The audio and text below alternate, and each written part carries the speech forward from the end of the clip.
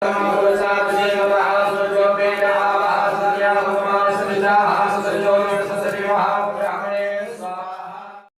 श्री कृष्ण। आज जानकारी लेकर आए हैं एक और बहुत महत्वपूर्ण सत्य घटना के ऊपर, जो कि आपके जीवन में, बहुत सारे साधक साधिकाओं के जीवन में परिवर्तन लाकर रहेगी। जिन लोगों को साधना के क्षेत्र में मन में ये बात आती होगी कि क्या मिलता है, कैसे मिलता है, क्या करें, कैसे करें, तंत्र क्रियाओं को सोचकर जिन्हें डर लगता हो, ब्लैक मैजिक को लेकर डर लगता हो कि ब्लैक मैजिक होता है, हम पर भी लोग करते ही होंगे, जो तकलीफें दूसरे लोग बताते हैं ब्लैक मैजिक की वजह से होती हैं, वो तो हमें भी होती हैं, मतलब हमारे ऊपर भी ब्लैक मैजिक होता होगा।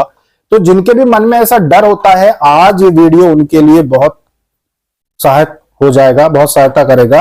ये सत्य घटना है दो सहेलियों की।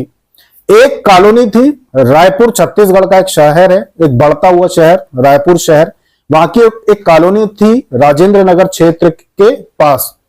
ये जो कॉलोनी थी, इस कॉलोनी में बिल्कुल कॉलोनी का नाम एग्जैक्ट जो लोकेशन है वो नहीं बता रहे हैं, पर क्षेत्र बता रहे हैं हम आपको। क्षेत्र है, नया रायपुर जब बस रहा था, बहुत अच्छे से कॉलोनियां विकसित हो रही थी, क्षेत्र बढ़ता जा रहा था छत्तीसगढ़ का रायपुर शहर, वहां की राजधानी। तो अमलीडी एक जगह है, अमलीडी रायपुर में अमलीडी एक क्षेत्र है, रिंग रोड के बाहर। अच्छा नया बिल्कुल बढ़िया कॉलोनियां, वहां पे एक से एक कॉलोनियां बन रही थी। तो वहीं पर दो सहेलियां रहती थी। एक थी बंगाल से आई हुई एक अच्छे घर की एक महिला, उसकी एक बेटी थी, और उन्होंने एक सहेली बनाई अपनी उसी कॉलोनी में, जिनकी भी एक बेटी थी। तो दोनों की बेटी बेटी आपस में सहेलियां थी, और ये दोनों भी आपस में सहेलियां थी। अब ये जो बंगाल से वहां पे महिला आई थी, जिनके पति प्राइवेट नौकरी में थे और रायपुर आके वो लोग शिफ्ट हुए थे, ये लोग एक ही कॉलोनी में रहते थे। जो बंगाल से आई थी वो बहुत कुछ जानती थी, तंत्र क्रियाएं जानती थी, विद्याएं जानती थी, और बहुत पूजा पाठ, उसी प्रकार की तंत्र प्रयोग वाली पूजा पाठ, सारी निपुण पूरे ज्ञान उसको।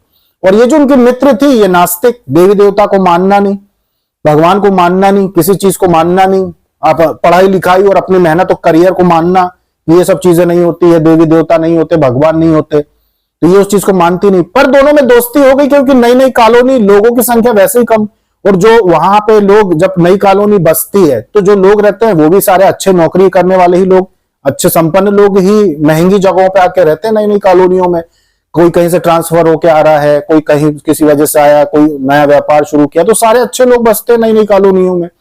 तो अच्छे लोग थे, आपस में मित्रता हो गई, जान पहचान हो गई, साथ में उठना बैठना, बड़ा घनिष्ठ प्रेम हो गया दोनों सहेलियों में, उनकी बच्चियों में भी और उन दोनों सहेलियों में भी। अच्छा बढ़िया उनके व्यवहार हो गए।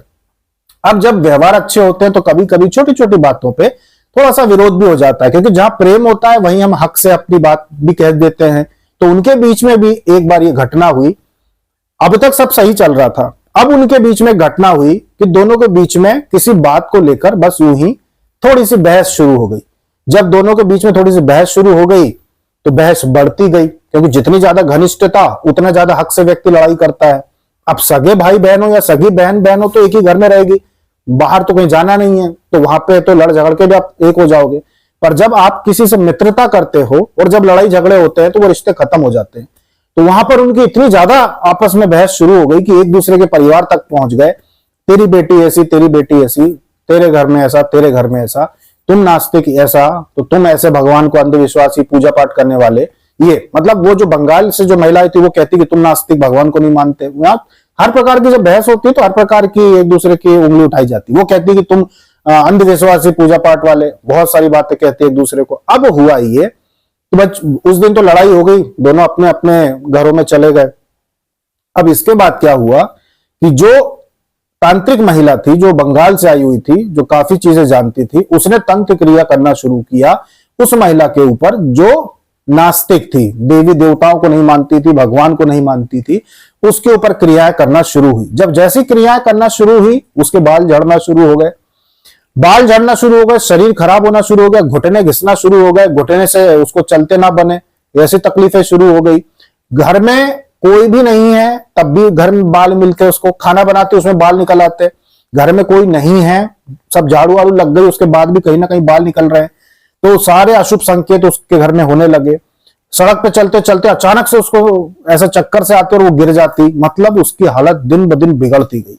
जब डॉक्टरों के पास गई, डॉक्टरों को भी समझ में नहीं आया कि एक साथ इतनी तकलीफें कैसे हो रही है इसको। एक तरफ हड्डियां घिस रही है इसकी, इसके हड्डियों में भी दिक्कत आ रही है, दूसरी तरफ बाल भी झड़ रहे हैं इसको। अब एक बीमारी हो तो अपन इलाज करें, इतनी सारी चीजों का इलाज, सारी चीजों का इलाज शुरू कर दिया। ठीक है भाई, ये भी वो भी सारी चीजें शुरू कर दी। अब इसी दौरान जब वो थक गई कि यार अब तो लगता है मरना ही पड़ेगा, जब पूरी तरीके से आदमी टूट जाता है तो वो हर रास्ता अपनाने की कोशिश करता है जहां से उसको उपाय मिल सके कि कुछ तो हो।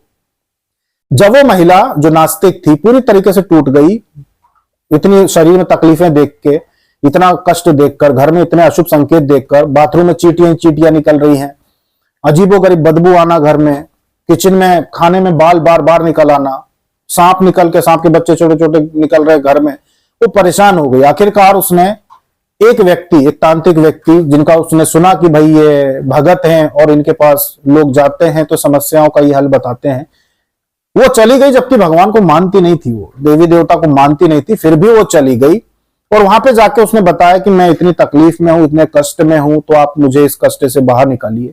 जब उन्होंने उनको बताई वो बातें तो उनको विश्वास नहीं हुआ। वो बताया कि आपके किसी से बहुत अच्छी मित्रता थी, बहुत अच्छे संबंध थे आप लोगों के, बहुत अच्छी मित्रता थी किसी से, बहुत अच्छे प्रेम संबंध थे आपके पहले आपस में, दोनों परिवारों के, दोनों मित्र, दोनों महिलाएं जो थी, दोनों में अच्छे प्रेम संबंध थे, दोनों के बच्चे भी अच्छे से रहते थे। तो उन्होंने बताया कि वो महिला है जिससे आपके अच्छे प्रेम संबंध थे और फिर आप लोगों की का जो है वो मन मुटाव हो गया और वही क्रियाएं कर रही है आपके ऊपर, और वो मरने के लिए कर रही है कि आप मर जाएं। ये मारण प्रयोग कर रही है वो। अब तक आपको बहुत ज्यादा नुकसान होना चाहिए था, लेकिन क्योंकि आप यहाँ वहां भाग रही हैं, आप इलाज भी करवा रही हैं और भाग दौड़ आपने शुरू कर दी है, तो जैसे तैसे आप अभी तक बची हुई हैं। पर ये मारण प्रयोग है और ये बहुत बड़ा प्रयोग है, यहां तक कि मुझसे भी ये ठीक नहीं होगा, मैं भी इसको ठीक नहीं कर सकता, बता सकता हूं कि ये हो रहा है आपके साथ, कर कौन रहा है, इस प्रकार से क्रिया हो रही है, पर मैं इसको दूं क्योंकि बहुत बड़ी क्रिया है। अब बंगाल की क्रिया थी, महिला बंगाल से आई थी, बहुत बड़ी बड़ी क्रिया जानती थी, तो उसने भी मना कर दिया तांत्रिक ने कि भाई ये मुझसे ठीक नहीं होगा, इसके लिए आप कहीं और आपको जाना पड़ेगा। अब उनको जो नास्तिक थी, भगवान को मानती नहीं थी, अपने घर के धन वैभव ऐश्वर्य में खोई हुई थी कि देवी देवता नहीं होते, कहते ना, अपनी एजुकेशन पे विश्वास था कि देवी देवता नहीं होते। मेरी 3 साल की एजुकेशन बहुत मायने रखती है, पर 303 युगों की जो हमारे विद्याएं हैं, सिद्धियां हैं, शास्त्र है, जो कुछ है उसको नहीं मानना, 3 साल की पढ़ाई को सब कुछ मान लेना।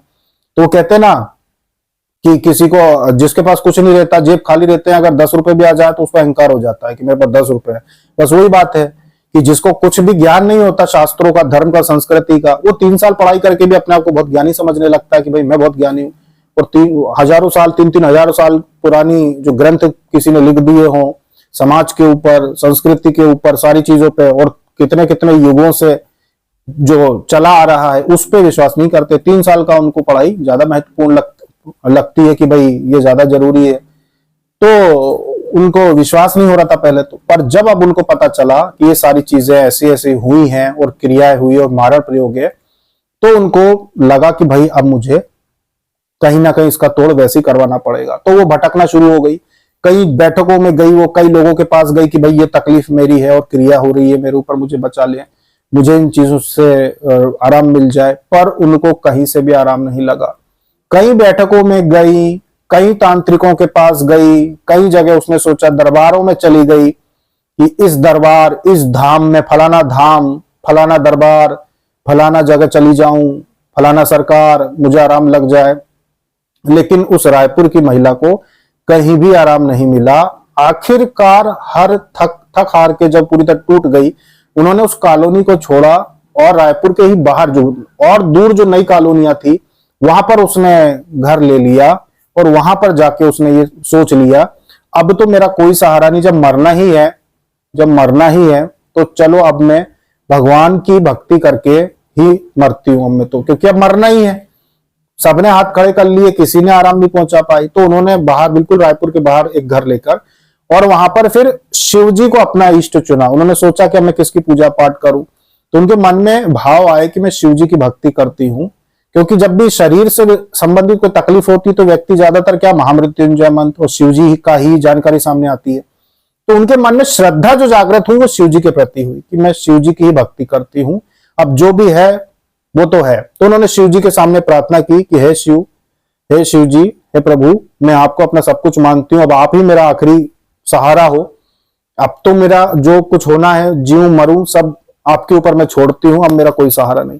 और उन्होंने प्रतिदिन उसी कॉलोनी में प्रतिदिन शिव जी के मंदिर जाना शुरू कर दिया नियम से। हर दिन शिव जी को अभिषेक करती, शिवलिंग को अभिषेक करती, वहां पे पूजन करती और घर आती और घर में अपना शिव जी की भक्ति उन्होंने शुरू कर दी।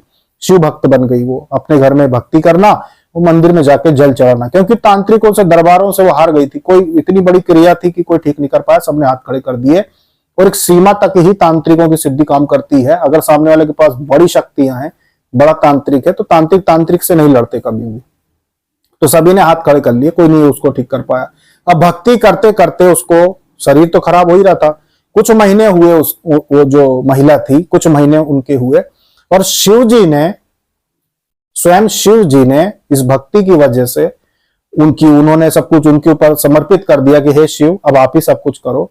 शिव जी की भक्ति शुरू की, तो शिव जी ने धीरे धीरे धीरे जो तकलीफें उनको हो रही थी ना शरीर में, वो तकलीफें दूर करना शुरू कर दिया। बिल्कुल प्रत्यक्ष घटना है, सत्य घटना। धीरे धीरे उनकी तकलीफें दूर होना शुरू हो गई। बाल झड़ रहे थे उनके, वो झड़ना बंद होने लगे। बाल जो उनके आ रहे थे खूब, बिल्कुल सर दिखने लगा था उनका, तो बाल झड़ना बंद हो गए। उनके घुटने दुखते थे, सड़क पे चलते चलते चक्कर आ जाते थे तो वो गिर जाती थी। अब वो रोज मंदिर जा रही थी, उनको चक्कर नहीं आ रहे थे कि वो गिर जाए, वो अब नहीं गिर रही थी। वो जो घुटने में दर्द उठ रहा था, भीषण उनको पीड़ा हो रही थी, वो दर्द चला गया। रोते दिन मंदिर जाते जाते उनकी सारी तकलीफें दूर हो गई। वो घर में भगवान शिव की भक्ति कर रही थी, सारी तकलीफ दूर हो गई। जितनी भी तंत्र क्रियाएं और प्रयोग उनके ऊपर हुए थे, सारे के सारे भस्म हो गए। एक भी तकलीफ उनके शरीर में नहीं बची, सब कुछ ठीक हो गया। जो शरीर में पीड़ाएं थी सब ठीक हो गई। तो कहते ना कि भाई घुटने घिस गए अब आपके, तो अब आगे इलाज ही चलेगा, ठीक तो हो नहीं सकते। लेकिन उनका सब कुछ ठीक हो गया, पूरी दर्द चला गया, बाल झड़ना बंद हो गए, घर में जो चीजें निकल रही थी वो सब कुछ बंद हो गया, सब कुछ घर में अच्छा हो गया, बिल्कुल अच्छा। जब उनके साथ ये घटना हुई तो फिर उन्होंने सबको बताया। जो कॉलोनी के दूसरे लोग थे, जो दोनों परिवारों के संपर्क में थे, जो दोनों परिवार को संपर्क में थे, इनको भी जानते थे और उनको भी जानते थे, उनको बताया कि अब मुझे, क्योंकि दोस्ती तो सबसे हो जाती है, जैसे बच्चे हैं तो लड़की थी उनकी, सभी दूसरी लड़कियों से और सबसे दोस्ती हो जाती है। तो फिर उन्होंने बताया तो सबको पता चला कि ये घटना हुई थी, कि इनसे उनकी लड़ाई हुई थी, इन्होंने ऐसा ऐसा किया था और वो ये सब कर रही थी, इसलिए वो कॉलोनी छोड़ के वो वहां चली गई थी।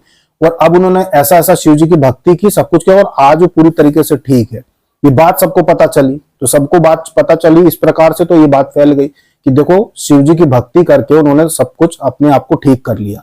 तो इस प्रकार से उस महिला ने जब हार गई, पूरी दुनिया से हार गई, तांत्रिकों के दरबारों से, सब जगहों से हारने के बाद उन्होंने अपने घर में शिव जी का आसरा समझ के और सब कुछ उन पे डाल दिया कि भाई अब मुझको तंत्र प्रयोगों से आप ही बचाइए।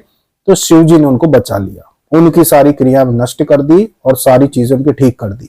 तो सबसे बड़ा जो आसरा होता है ना, सबसे बड़ा सहारा जो होता है ना, वो आपके इष्ट भगवान ही होते हैं। यही बात हम आपको समझाते हैं कि भाई अगर आपको तंत्र क्रियाएं, प्रेत बाधा, झपट्टा, नजर दोष, किसी भी प्रकार की तकलीफ हो, तो दुनिया में चक्कर नहीं काटना चाहिए, अपने घर में प्रयोग करना चाहिए। अपने घर में आप उपाय करो, अपने घर में भक्ति करो, अपने घर में साधना करो, तो चीजें ठीक हो जाती हैं।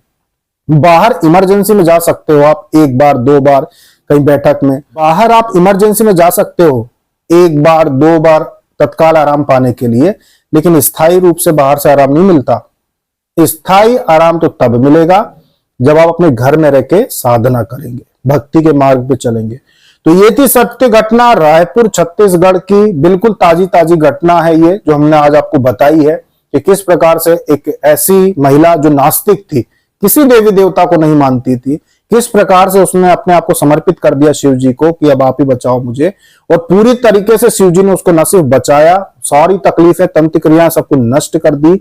उसको भी पीड़ा हुई होगी, तांत्रिक को भी, जो महिला थी, लेकिन वो तो बताएगी नहीं किसी को कि मुझे ऐसा ऐसा हुआ। तो उसको भी कुछ ना कुछ तो पलट के उसको भी दंड तो दिया होगा, पर उस विषय में पता नहीं चल पाया कि उसको क्या तकलीफ हुई।